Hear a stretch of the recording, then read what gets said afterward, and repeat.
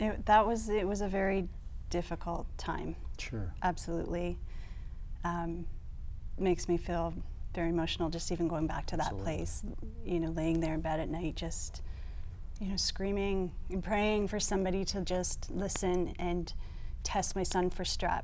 Like, Sure. for a year, I couldn't get a doctor to just test him for strep or try some antibiotics. And as like I said, as a mom, you know there's Yeah. something wrong, and, Yeah. and they don't know him. They just Yeah. don't know him like you Yeah. know him, and that must be the hard part to deliver. It is, and I see this time and time again with the families we support in our organization, and it's often the same story. And until they can find a medical professional willing to go out on a limb and educate themselves about these conditions, it's like torture. Sure. It's torture. And I was fortunate enough to find Dr. Edwards in Chatham, who does now specialize in this condition, but her wait list is 2 years long. Is that right? It's closed more than it's open because Sure.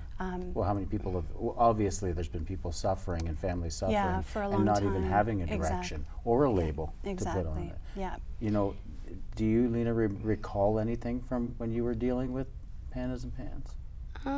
What's your recollection of how it felt?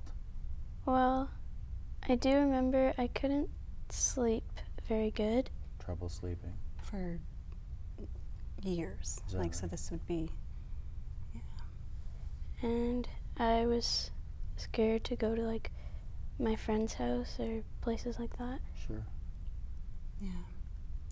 You know, you have a child who's going along functioning just fine and enjoying their childhood and doing all of the things you would expect them to be doing, playing with their friends, going on play dates, and then suddenly, you know, the simplest of things, you know, to see an 8-year-old who's afraid to leave the room because you might not come with them. You know, these are really out of the ordinary behaviors for these children. So the parents do know, and you know, and we really need the professionals to start listening to them.